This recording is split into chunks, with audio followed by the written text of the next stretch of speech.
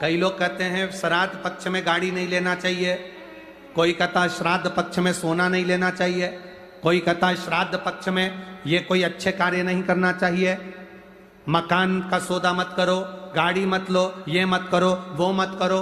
शिव महापुराण की कथा कहती है पूर्वजों के इन 16 दिन में आप कुछ अच्छा भी करोगे ना तो ये पूर्वजों का आशीर्वाद ही मिलेगा, गलत नहीं है। वो तो लोगों ने पितरों को हौवा बना दिया, लोगों ने पितरों को भूत बना दिया, लोगों ने कह दिया ये पितर पितर तो भूत हो गए, प्रेत हो गए ना। अभी कथा में आपने सुना था सबसे सुंदर लोक कौन सा बताया? जम के बोलो जरा। कौवा कैसा था? आर्यमा स्वामी भी सुंदर, कौवा भी सुंदर, पितर लोक में जितने पितर रहते हैं वो बड़े सुंदर रहते, बड़े सुंदर।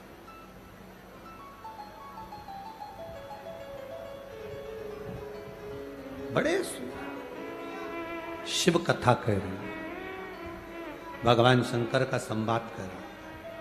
पार्वती मैया अपने नानी जी के यहां गई। जैसे ही पहुंची पार्वती मैया पितृलोक में,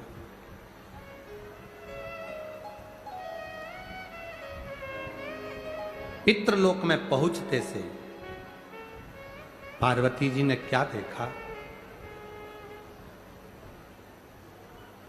कि वहां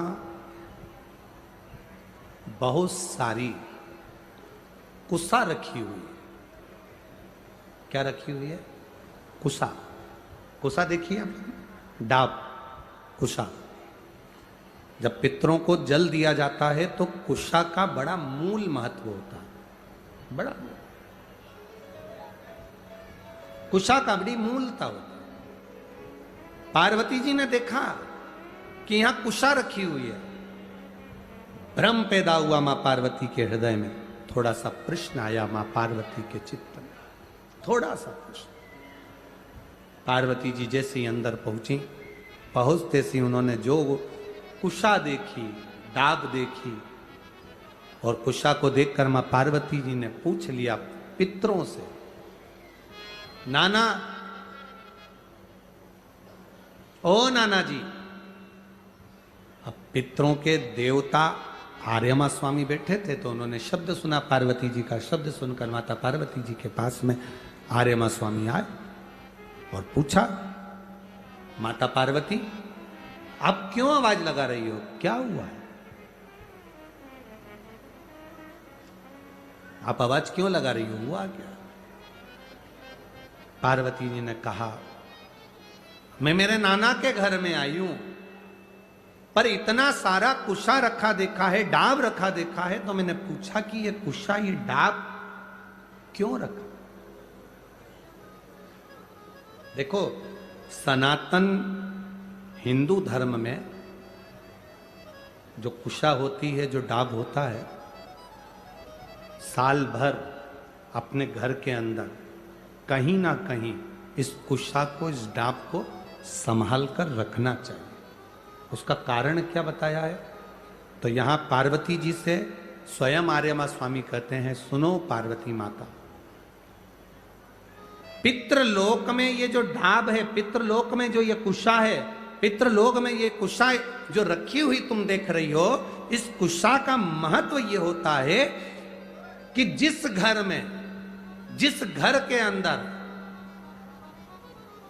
कुशा रखी होती है, उस घर पर पितरों की कृपा दृष्टि सदा बनी होती है। वहां दुख, तकलीफ, कष्ट नहीं आता। पर कुशा रखने का स्थान, 3 जगह कुशा रखने का स्थान दिया है। कितनी जगह दिया है? जम के बोलिए। 3 जगह पर कुशा रखने का स्थान दिया है। आप अपने ध्यान में रखिएगा।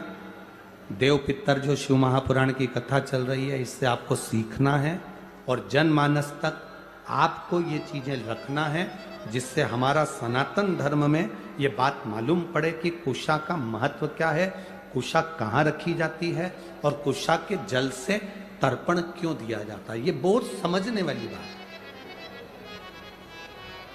3 जगह पर कुशा का महत्व बताया गया कि कुशा को 3 जगह पर रखा जाए। पहला,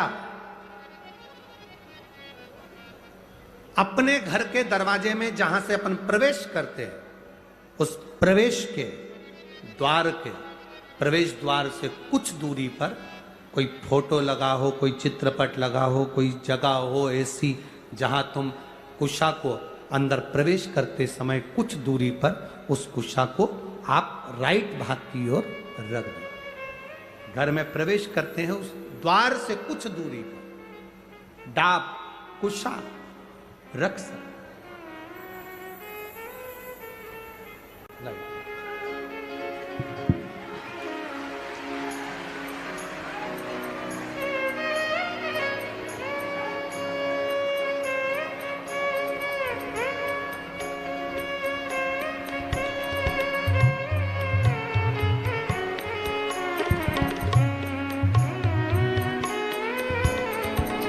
एक बार देवादिदेव महादेव का जय घोषारा। ये 2 बालक बाबा की कृपा से कई वर्षों के बाद हुए। एक बार जोरदार ताली बजाएं।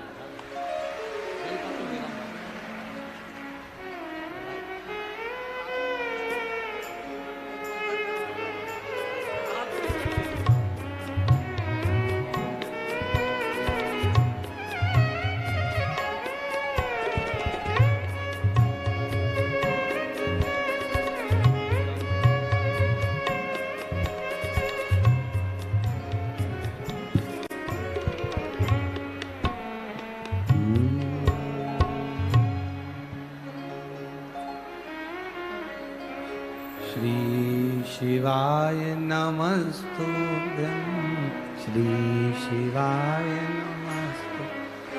खड़े नहीं होगे, इसको बोलने के समय पर बैठे बैठे आपको जाप करना है। बैठे बैठे, खड़े होकर नहीं।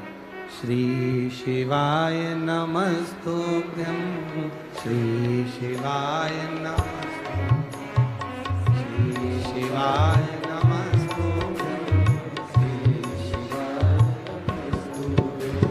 श्री शिवाय नमस्तुभ्यं, श्री शिवाय